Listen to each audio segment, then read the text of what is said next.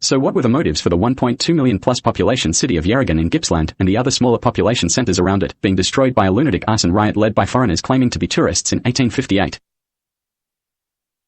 People make up all sorts of diversion excuses. The most pathetic one is that there was open homosexuality in Gippsland in the 1800s. Like that was unusual or something. Including people repeatedly stating, correctly, that the two largest buildings here, around 17 to 20 modern floors, were built by homosexuals and housed homosexuals only. I will mention something else that is a difficult one for me and others before I continue. I am related to one of the three wise men from material in the Bible. I have been compared in looks to consistent tales of one all my adult life. Particularly my arm hair, which has a green bronze gold appearance. That wise man was the brother of the father of one of Jesus' two children. I am also related to many other Bible characters as well, including some very prominent names like Judas, for one. It is one of those things. It is as truthful as I can be, regardless of how little people like it. I have been aware that the so-called Shroud of Turin was likely an artistic depiction of one of the wise men, not Jesus, from a very young age. Some people go a bit bonkers when they see certain images of me if they have seen photographs of it. It is not easy looking like one of the three wise men. People subliminally, if not openly consciously, compare me to the Shroud of Turin often. People who look similar to, or are related to, the other two wise men have also been around me most of my life in Gippsland. The Shroud of Turin is actually an artistic depiction of all three wise men merged into the one combined form, done on a stiff linen similar to canvas. A work of art depiction of them all looking into a cot or crib, merged into one head, like a painting or drawing. There is one person who would have known what all three looked like fairly accurately in the context of the artwork setting.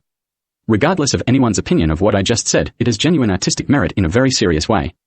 Personally made by Jesus herself. Depicting the wise men waiting for her to be born patiently, asking for a look, and all looking at her together. Sentences like, "Oh, she's beautiful," spring to mind. Okay, here goes. There was no live crucifixion of Jesus. The concept is a blatant lie. The artifact that got the nickname the Holy Grail was never placed under Jesus to catch her blood at a crucifixion. The object itself had nothing to do with any such thing. Because there was never any such incident of a cup placed under her to catch her blood. The concept is complete fiction and obviously disgusting and offensive. Rumors that people only started pretending Jesus was crucified alive with a cup to catch the blood after the television was invented post-World War II lunatic style, true to form, are not really worth debating. Same goes for cameras and film. Jesus was a naturally transgendered in modern terminology, or double extra-organed female with a beard. After her death, some people who had assumed she was a man checked the body expecting to find male genitalia based on her beard alone and found she was the other gender. A female. As was obvious. Probably lunatics not dissimilar to today, they incorrectly labeled her appearance and gender some kind of devil work or sorcery, the usual Morin stuff. Her body was tampered with after she was dead, and there were claims it was left on display. The Holy Grail had nothing to do with that, though.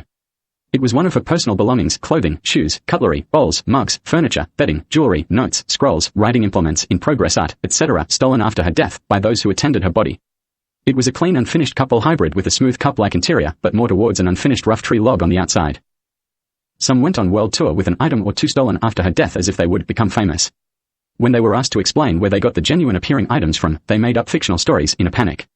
Crocodile came out of the toilet and ate the homework style. The fiction had some basis in fact transposed from another incident. A disaster. Specifically a meteorite strike that caused a crust sphere shift where everything was really weird afterwards in the confusion amongst the injured. With the sun rising and setting in a different part of the sky to before it hit, etc. The usual stimulus for people to get a bit carried away about certain extremely helpful individuals who organized things afterwards and helped the wounded. The person herself was instrumental in helping the sick and wounded, no matter how many times it took to go up and down the hill over and over again to stretcher the wounded to safety. They were moved on rudimentary two-plank wooden structures horizontal to the ground, stretcher style, that sometimes required the wounded to be tied down with ankle and wrist straps to stop them falling off. A wooden cross shape, if you like. The rest was like medical assistants trying to get fresh instead of tainted water, dressings, exercises, breathing in groups, food, etc.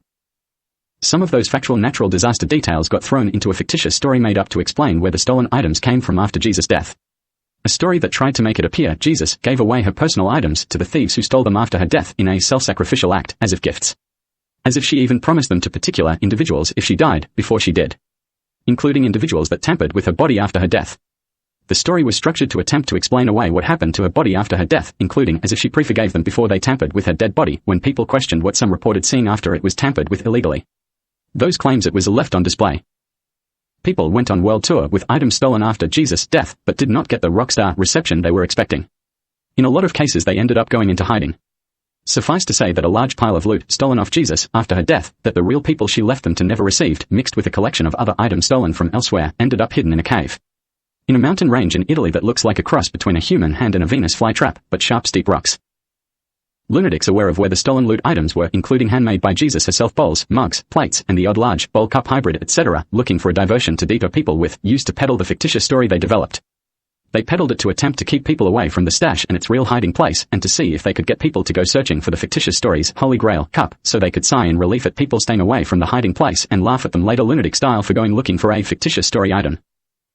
The description of that fictitious story item, the Holy Grail, was based on an actual handmade by Jesus wooden bowl cup hybrid, hidden in the cave amongst the loot. Things got out of hand when someone tried to adjust the appearance of a real handmade bowl cup hybrid, which had been absolutely crucial in Jesus helping the wounded in the aforementioned disaster meteorite incident get access to clean fresh water as the only watertight receptacle available. They tried to adjust its appearance to look like it had caught and stored blood over a prolonged period of time that permanently stained it to match a fictitious story. They took the item, considered religiously important because of its crucial role in helping the figure help the sick and injured in the disaster, and tried to burn blood-colored tree sap, or similar, into it to make it appear to match the fictional ritual story. Using hands-on sap application and flames. Damaging the sacred item in the process made them panic even more.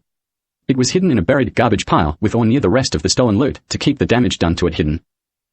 It was a very rough unfinished bowl cup hybrid made of wood that was smooth to nearly finished on the inside, but still extremely rough on the outside, with a basic sketch of what carved decorations would be on it when complete. Still reminiscent of a tree stump on the outside, but could hold water. A vague carved outline of grapes etc. on the outside, or something like that. Handmade by Jesus herself, and was the only thing available that could hold water to help the sick and injured after the incident. To expedite matters, Gippslanders have been traveling the world for centuries. Actually, as many centuries as everyone else. Indigenous Australians once lived permanently on what is now Antarctica, but a geological crust sphere shift, likely caused by a meteorite strike, meant that our ancestors had to move to what is now Australia, which was uninhabited by humans at the time. It was a complete polar shift where everything in the northern hemisphere was suddenly in the southern hemisphere afterwards. Australia was at or near the North Pole and uninhabited by humans at the time, with Antarctica next to it. It was the reverse of now in the southern hemisphere.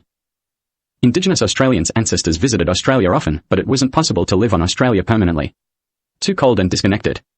The almost complete opposite of now, except for climate. After the crust sphere shift happened, everyone and everything had to be moved to Australia from the cooling to frozen Antarctica. Moved to the melting and warming Australia.